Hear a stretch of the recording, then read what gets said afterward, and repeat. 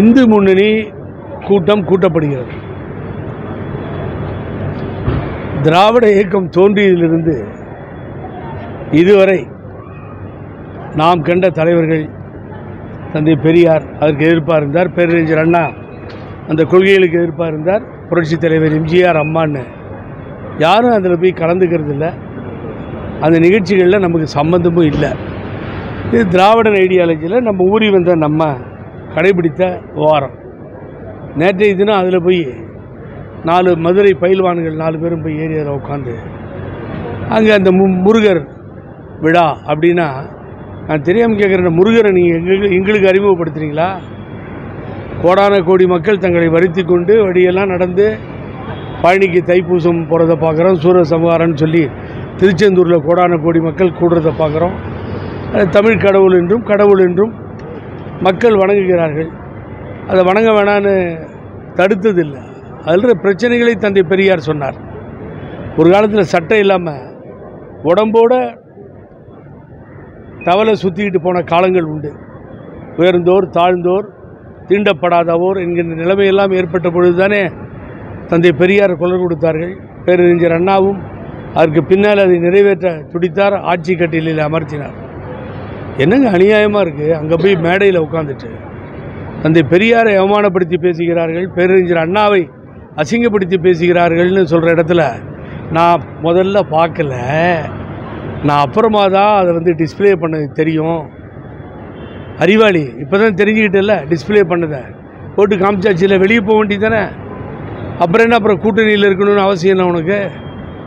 நாம் கொண்ட தலைவர்கள், கண்ட தலைவர்கள், நாம் போற்றி புகழ்பாடி வணங்கக்கூடிய தலைவர்கள் எவ்வளவு கஷ்டங்க. 18 ஆண்டு காலம் போராடி பேரறிஞர் பெருந்தகை அண்ணா அவர்கள் ஆட்சியிலே 67 ஆட்சி கட்டிலே இந்த திராவிட இயக்கத்தை அமர்த்தினார். எவ்வளவு பெரிய கேவலமான செயல் நினச்சி பாருங்கள்.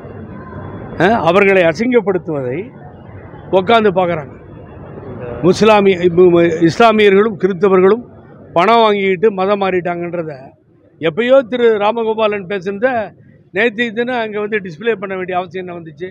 அது கோர்ட்டில் உறுதிமொழி கொடுத்து இது முருகருக்காக எடுக்கப்பட்ட மாநாடுன்னு சொன்னால், நான் இப்போ தெரியாமல் கேட்குறேன். இப்படி வச்சுக்குவோம், இப்போது முருகன் கடவுளுக்குன்னு ஒரு மாநாட்டை நீங்கள் கூட்டினீங்க, எங்களுக்கெல்லாம் தெரியாத கடவுளை அறிமுகப்படுத்திட்டீங்க, ரைட்டு. நாளைக்கு தோத்துட்டீங்க 2026லன்னா முருகர் கொடுத்த பனிஷ்மெண்ட்டால் தான் நீங்கள் தோத்துட்டீங்க, முருகர் தண்டிச்சிட்டார், முருகர் உங்களை ஏற்றுக்கலன்னு சொன்னால் ஒத்துக்குவீங்களா நீங்கள்? அதே போல் இந்த ஆளுங்கட்சியாக கூட திமுக கூட பார்த்தீங்கன்னா எந்த ஒரு எதிர்வினையும் ஆகலை. ஆனால் முருகர் மாநாடுன்னு சொல்லிட்டு அரசியல் பேசப்பட்டது, பெரியார் உள்ளிட்டவர்கள் தொடர்ந்து தலைமுறை பேசினாலே அரசு சைடு ஒரு நடவடிக்கை இல்லை. நேற்று அது மிஸ்டர் RS பாரதி அதுக்கு பதில் சொல்லியிருந்தது.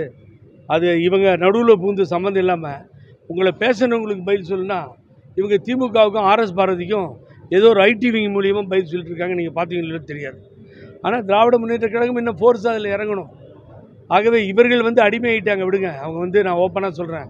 இப்போ திமுகவை குறை சொல்லலாம், இப்போ ஏடிஎம் கேட்குற நான் இல்லை சொல்லிகிட்டு இருக்கேன்.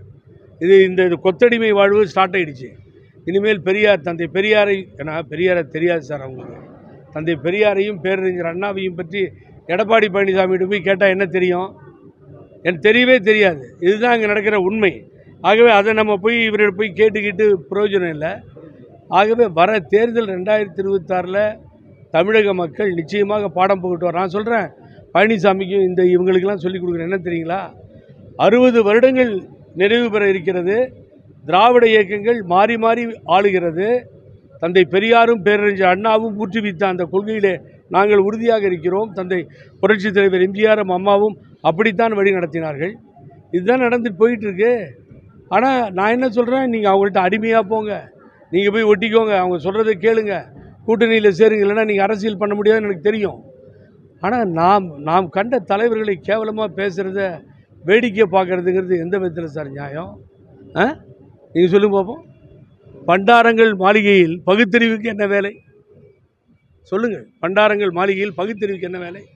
அதே போல் நம்மளோட எம்ஜிஆர் நம்ம விஜய் தன்னோட கொள்கை தலைவராக ஏற்றுக்கிறார் பெரியார். தற்போது அவங்க சைடு எந்த ஒரு நிச்சயமாக தந்தை பெரியாரையும் பேரறிஞர் அண்ணா அவர்களையும் விட்டு கொடுத்து இந்த அரசியலை செய்யவே முடியாது.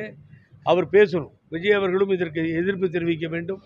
இந்த நீங்கள் எல்லா கட்சிகளும் பிரிந்தது. திராவிட முன்னேற்ற கழகம் அண்ணன் வைகோ அவர்கள் தனியாக பிரிந்து அவருடைய கட்சியை நடத்தினார். விஜயகாந்த் அவர்கள் கேப்டன் கட்சியை நடத்தினார். எல்லோருமே தலைவர்களாக தந்தை பெரியாரையும் பேரறிஞர் அண்ணாவையும் அனைத்து இந்திய அண்ணா திமுகவும் திமுகவும் ஏற்றுக்கொண்டு தானே சென்று கொண்டிருக்கிறது. எங்கே வேறுபாடு வந்துச்சு சார்? அவங்க அது என்ன முன்னணியோ ஆர்எஸ்எஸோ அவங்க நடத்திட்டோம். அங்கே என்ன சார் உங்களுக்கு வேலை? இப்போ தான் தெரிய வந்ததுன்னு சொன்னால் பின்ன வெளியில் வாங்க. அதை ஊற்றி மொழிவி தந்தை பெரியாரையும் அண்ணாவையும் புரட்சித் தலைவர் எம்ஜிஆரையும் அம்மாவையும் அடமானம் வைத்துவிட்டு அரசியல் நடத்துவது இவர்கள் செய்வார்களே ஆனால் தமிழக மக்கள் கொஞ்சம் கூட ஒப்புக்கொள்ள மாட்டார்கள்.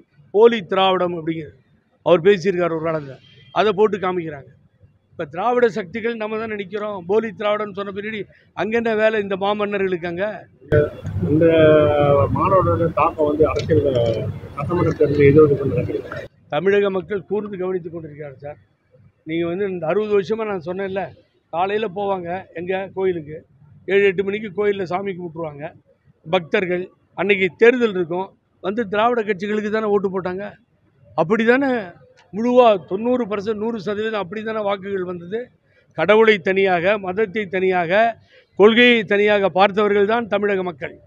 இங்கே அவங்க எந்த காலத்திலும் இந்த மதம் இனம் இதெல்லாம் அந்த மதத்தை சொல்கிறது, கடவுளை சொல்கிறது, அதற்காக வாக்களித்த மக்கள் நம் மக்கள் அல்ல. இதை நீங்கள் தேர்தல் காலத்தில் பழனிசாமி சொல்ல முடியுமா? வரட்டும், எல்லா இடத்துக்கும் நாங்களும் போகிறோம். தந்தை பெரியாரையும் பேரறிஞர் அண்ணாவையும் அவமரியாதை செய்ததை நீங்கள் கேட்ட மாதிரி யார் யாரெல்லாம் கேட்கவில்லையோ, வேடிக்கை பார்க்கிறார்களோ மக்கள் மன்றத்துக்கு கொண்டு செல்வோம். பெரியாரும் அண்ணாவும் இல்லாமல் தமிழகம் இல்லை சார். இன்னைக்கு நான் சொல்கிறேன். சொல்லுங்கள் சார். பெரியார் பிள்ளையார் சிலையை உடைச்சாரு, அதுதான் நாங்கள் போட்டு காமிச்சோம். அது இல்லாமல் திராவிடத்திற்கு எதிராக பேசினது இவர்கள் எல்லாம் திராவிடத்திற்கு உரித்தா பேசினவங்களை தாண்டி சும்மா பேசிட்டு இருக்கிறவங்க தான் இப்போ அரசு, அதை தான் நாங்கள் போட்டு காமிச்சோம்னு சொல்கிறாங்க. அதாவது போலி திராவிடன்னு சொன்னது என்ன? இப்போ இருக்கிறவங்க போலி திராவிடம் பேசுகிறாங்க. காரில் கருமேகம் சூழ்ந்து விட்டது தெய்வீக தமிழ்நாட்டை காரில் சூழ்ந்துருச்சான். இந்த முட்டா பசங்க ஒன்று தெரிஞ்சுக்கணும், மேகம் சூழ்ந்தால் தான் அது மழையாக அப்புறம் பொழியும், அப்புறம் நதியாக போகும், ஆறாக போகும். அதுதான் சொல்கிறேன், மேகம் எங்கேருந்து வரும்? நாத்திகத்தை சொல்கிறது, நாத்திகத்தை திட்டுறது. சார் நீங்கள் கோர்ட்டில் என்ன சொன்னாங்க? அரசியல் இல்லை, முருகர் மாநாடு கோர்ட்டில் சொன்னீங்க. இந்த அடிமைகளை கூட்டு உட்கார வச்சு அரசியல் பேச மாட்டேன்னு சொல்லி சொன்னீங்க. இந்த அடிமைகள் உட்காந்து வேடிக்கை பார்த்துட்டு எழுஞ்சி வந்துருச்சு. என்ன சார் தந்தை பெரியாரையும் பேரறிஞர் அண்ணாவையும் பேசுகிற பின்னாடி என்ன இருக்குது சார்? புரட்சித் தலைவர் எம்ஜிஆர் இந்த இயக்கத்தை கண்டவுடன் யார் பெயரை சூட்டினார்? பேரறிஞர் அண்ணா அவர்கள் பெயரை சூட்டினார். கொடியில் யார் உருவம் இருக்கிறது? அண்ணா உருவம். கொடியிலேருந்து எடுத்துட்டு அவங்களை யாரை வேணாலும் போட்டுக்கிட்டோம், அமித்ஷாவை போட்டுக்கிட்டோம், மோடிஜியை போட்டுக்கிட்டோம், ஆர்எஸ்எஸ் லீடரை போட்டுக்கிட்டோம், யாரை வேணாலும். அண்ணாவுக்கு வேலை இல்லைங்க. இனிமேல் உங்களிடத்தில் பேரறிஞர் பெருந்தகை அண்ணாவிற்கு வேலையே இல்லை. அது கொடியிலிருந்து எடுத்துருங்க அண்ணா படத்தையும். ஆகவே இது தேவையில்லாத ஒன்று. ஆகவே இதை ஏற்றுக்கொள்ள முடியாது. அதிமுக தொண்டர்கள் ஒப்புக்கொள்ள மாட்டார்கள். தகுந்த பாடத்தை மக்கள் தேர்தலிலே அளிப்பார்கள். அது என்னென்னு அப்படியே மறைக்கிறார் பழனிசாமி. ஐடிவிக்கு போய் சொல்லுமா? நீ சொல்ல மாட்டியா? உனக்கும் பெரியாருக்கும் சம்மந்தம் இல்லை, உனக்கும் அண்ணாவுக்கும் சம்மந்தம் இல்லை. இப்போ உங்களுக்கு சம்மந்தம் பூரா எங்கள் ஆர்எஸ்எஸ் தான் சம்பந்தம். அநியாயம் சார், அக்கிரமம் நடக்குது நாட்டில். ஆகவே மக்கள் பார்த்து கொண்டிருக்கின்றார்கள்.